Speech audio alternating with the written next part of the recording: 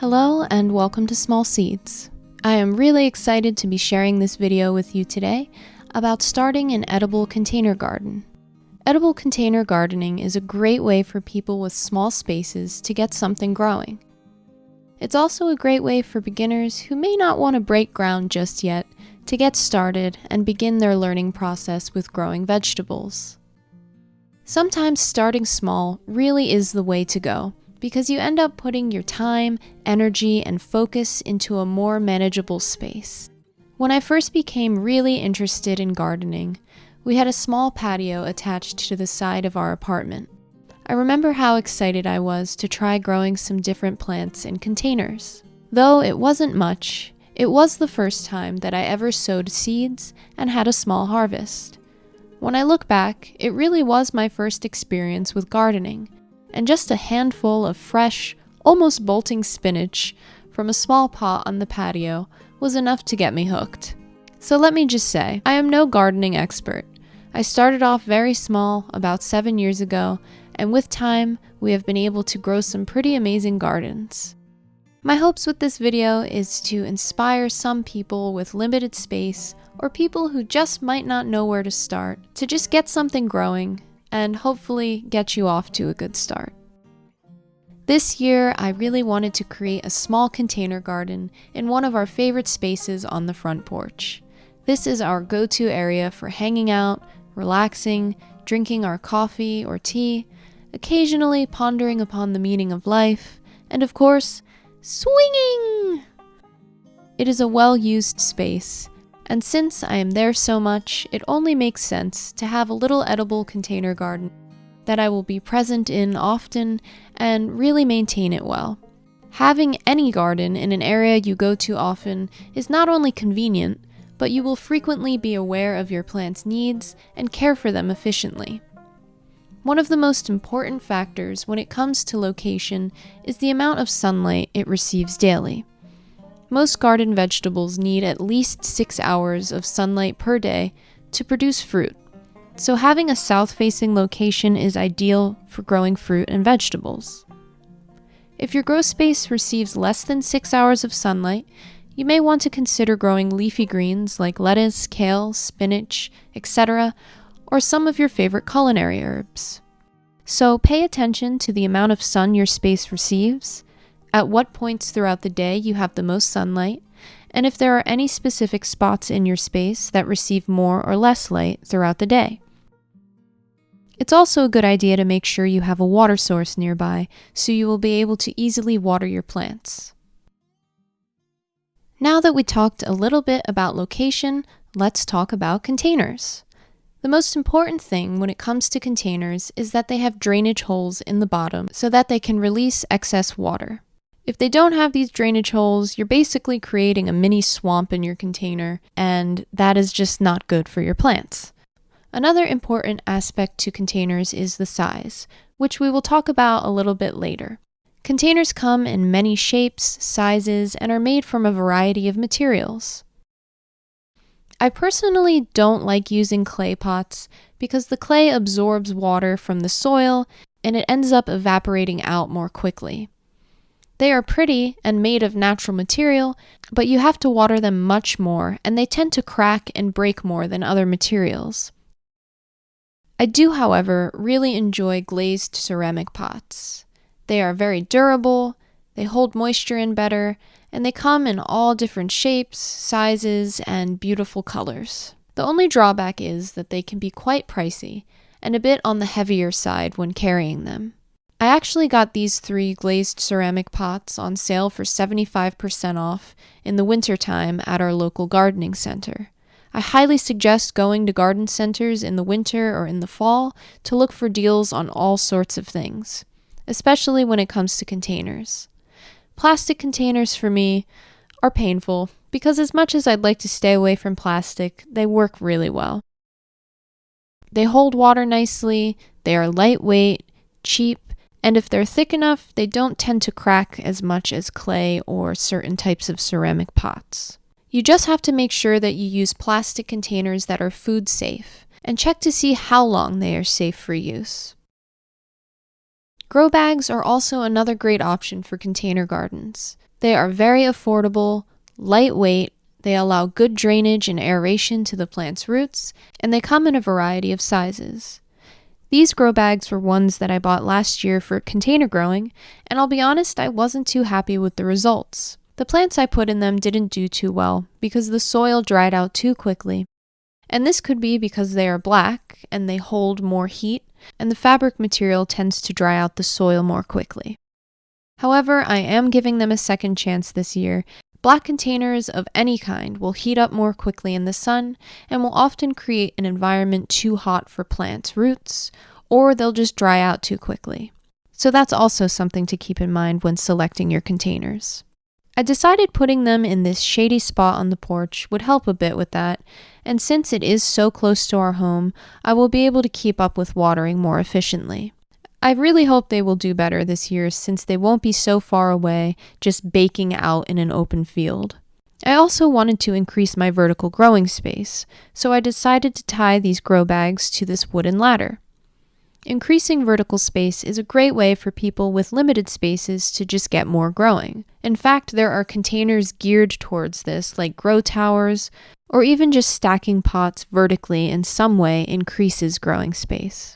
The possibilities are endless when it comes to containers, and you don't need to buy anything fancy either. Some people make amazing container gardens from repurposed materials, or even things like plastic storage containers or 5-gallon buckets. Some of the first repurposed containers I made were from milk crates. Basically anything that is made with food-safe materials, can hold soil, and has drainage holes can be used as containers. Get creative with it. Personally, I have been adding to my container collection over the years, and I like to have somewhat of a theme going. Plus, since it's right on our front porch, I wanted it to be both aesthetically pleasing and practical. The size of your containers is important when thinking about the plant or plants you will be growing in them. Most standard varieties of larger fruiting plants tend to do well in a 5-gallon container.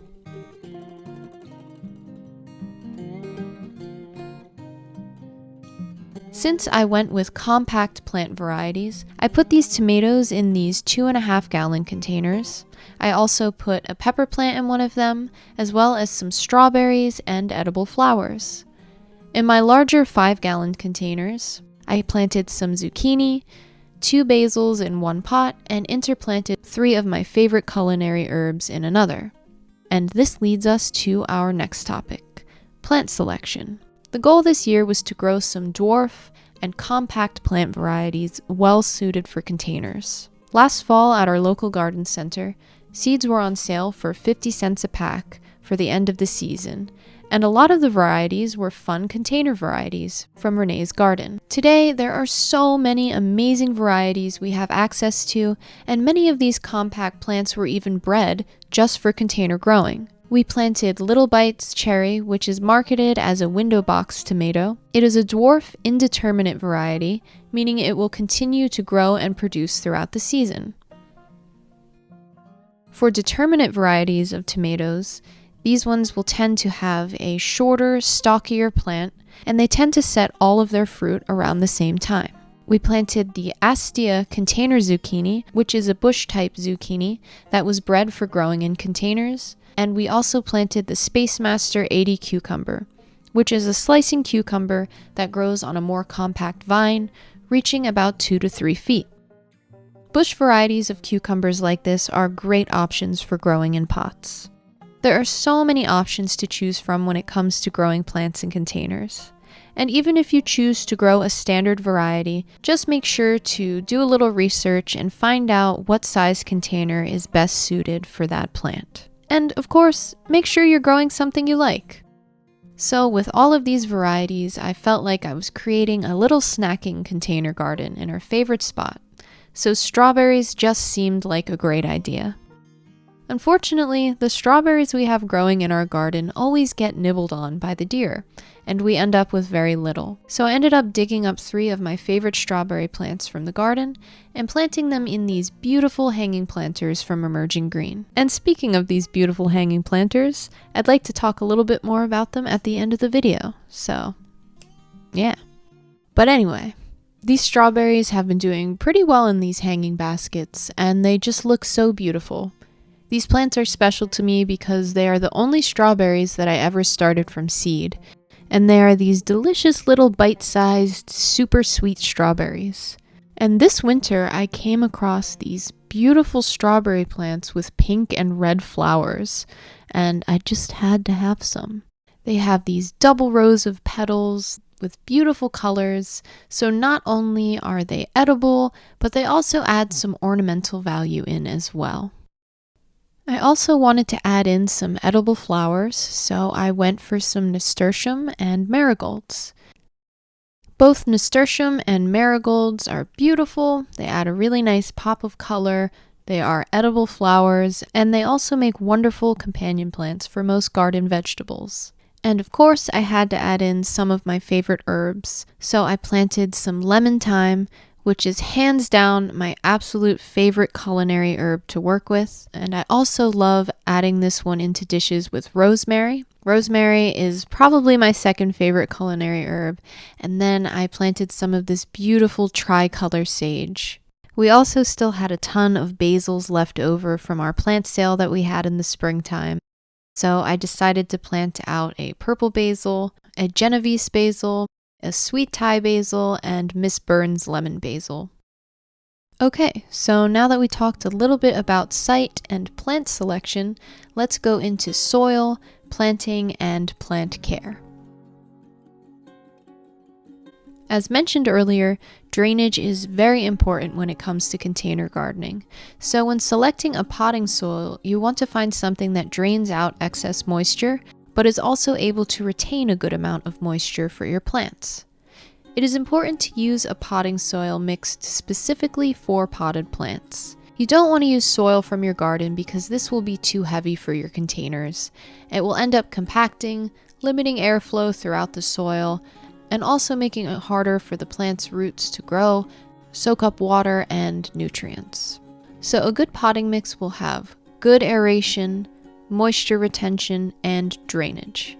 Potting soil can be a bit pricey sometimes, so a lot of people mix their own, and there are a lot of great potting soil recipes online you can find if you plan on planting out a large number of containers. A well-mixed potting soil will be good for most herbs and vegetables. However, it is important to know if the specific plant you want to grow has any special soil requirements, so you may have to add something extra in the soil for them to do well. Some potting soil will have added nutrients in the form of organic matter or fertilizer. If this is the case, the bag should tell you how long it will feed your plants for.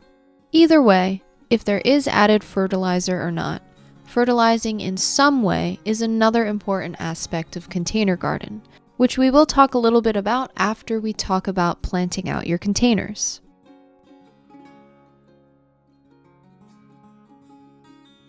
Planting in containers and planting in the ground really isn't much different. You will typically follow the same guidelines and tips according to the specific plant that you are planting. If you are sowing seeds, make sure to consider the directions on the seed packet in regards to how deep you are planting them and how far apart you plant them. If you are starting off with established plants, dig a little hole where you want to plant, gently get the plant out of its container, tease the roots a tiny bit at the bottom of the root ball to encourage them to grow down and outwards. Tickle their little plant feetsies a bit, but not too much with plants in the cucurbita family because they don't like having their little feetsies tickled too much and can easily go into transplant shock. Gently place your plant into its new home and fill the soil back into where the soil in the original container was.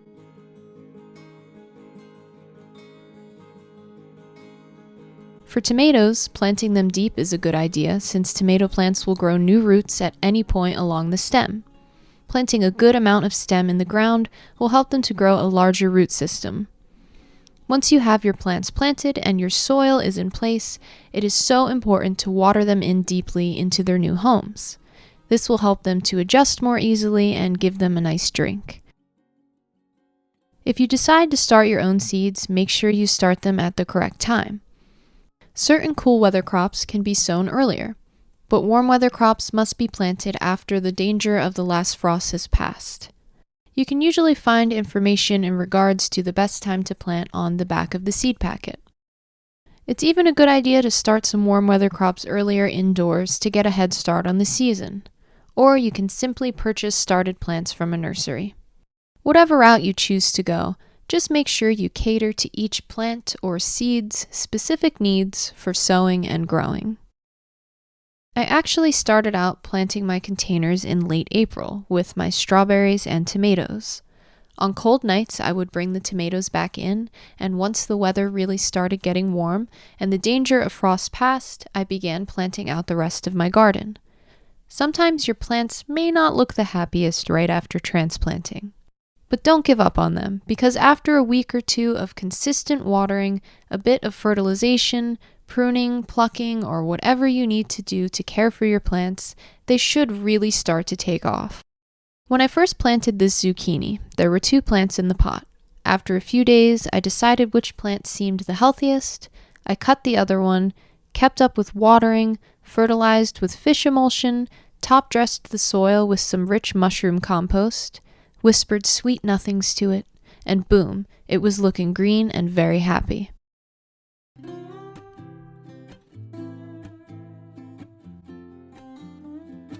Plants grown in containers will need to be watered and fertilized more often than plants in the ground. This is because the containers are smaller environments that dry out quicker, and the plants only have what they get in that small environment. The plant's roots don't have access to groundwater and don't have access to nutrients outside of their pots. They are truly relying on what you give them. In the heat of the summer, you may need to even water your plants 1 to 2 times a day. A good way to check to see if your plants need water is by sticking your finger in the soil. If it is dry about 1 inch deep, then it's time to water. For example, this soil still did have some moisture in it. These plants would probably be fine until the morning, but since it was so hot, I decided to just give them some water now, just in case I didn't get out there early enough to water them. Because of all of this watering, nutrients leach out of the containers at a quicker rate, right through the drainage holes, and therefore fertilization is needed more as well. I like to use liquid fertilizers, especially fish emulsion, which is a lighter fertilizer, and I water my plants with it weekly. And I start this usually about a week after transplanting them. It's good to give your plants a little bit of time before you start fertilizing them. I also like to add some types of compost on the top of the soil, which will slowly release nutrients into the rest of the soil. Some people will even mix fertilizers into their potting mix before planting. Just make sure with whatever fertilizer you use to follow the instructions on the packet or bottle to make sure you give your plants the exact right amount. Pruning and plucking may also be important for certain plants, especially after you first plant them. If your plants already have flowers or even fruit on them at such a small size, then the plant will put its energy into fruiting over root and leaf development. Pluck off any earlier fruits or flowers when your plants are small or first planted, and this will encourage the plant to grow a healthier size before fruiting, and it will have a more established root system. This even works well for many flowering plants. Well, that pretty much sums it up. There is so much more information out there in regards to edible container gardening. These are just some of the basics. But really, I feel the whole learning process really happens when you are growing. Each year you will gain more knowledge, get more creative, and have better results. We as gardeners end up growing alongside our plants, and even when we make mistakes, we are still learning. So if this is something you want to do, just get something growing. Even growing just a few of your favorite plants is a great way to start out. I hope that some of you out there feel a little more inspired to start somewhere, even if it is small. Thank you all so much for watching. See you soon. Hey, remember those hanging baskets I mentioned earlier? Yeah, well, they're pretty cool. I planted my strawberries out in them in April, and they have been doing so well, and they just look really nice. I feel like they are the focal point in this container garden for sure. I also planted out another set of these hanging baskets with some of my favorite annual flowers, and I just love the way they look. I'm excited about these planters because they are from a company called Emerging Green, whose main focus is to create sustainably made products for the home and garden. Up to 70% of the materials they use are sustainable, and these planters are made from cast iron with an anti-rust coating and a coconut core lining. They come in a set of 3, and right now they are on sale. So if you guys happen to be interested, there are some links in the description, and one of them is an affiliate link for their online store. So if you decide to do some shopping from the Emerging Green store, it will support this channel and cost nothing extra for you to use. Alright, goodbye for real now, and thank you.